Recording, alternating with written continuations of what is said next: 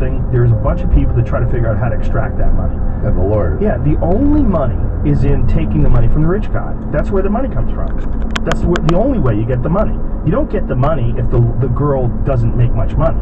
And everybody wins if the rich guy gets fucked. Yeah. So if the legal battle for the divorce lasts 2 years as opposed to 2 minutes, everybody gets paid. Yeah. Both lawyers on both sides make a substantial amount of money. The woman gets a substantial amount of money. The guy gets fucking drained. Like $5 million to a billionaire, it doesn't bother me nearly as much as if I lose maybe a couple $100,000 to some guy that's like pretty broke, and now he goes out and buys a new fucking car with my money, and I'm just like, this fucking guy. You know what I mean? Like, oh, that's weird. I don't know why, and it's kind of counterintuitive, you know. But another thing about it is, like, if you lose money to a guy that has a bunch, like, you always think that, you know, there's a chance you could win it back too. So there's that piece of it.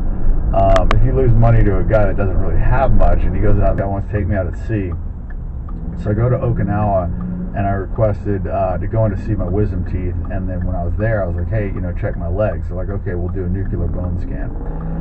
So when I was supposed to go in they said, you know, come back in 2 hours. So I went for a 2-hour run.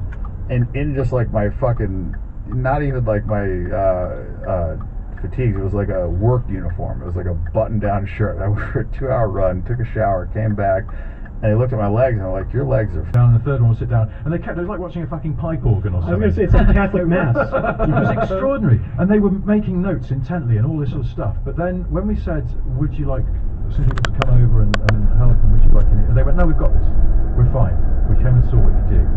And they turned in their first series, and it wasn't very good, and they completely admitted this, and they went, could you come and help us? So last summer, me and one of our old producers went out to Shanghai, and we spent a week sitting in an office on the 44th floor of a building. The first time I did mushrooms, I think I was in high school, and I just never forget because it was like 1:30 in the morning or whatever, and I just wanted to call all my friends and tell them how great it was and have conversation. I remember them picking up the phone like, dude, it's 1:30, fuck off. But I was just like, I wanted to talk to everybody. I was having a good time, and then did it in Amsterdam, got sick, and it was funny because I actually did it 4 times.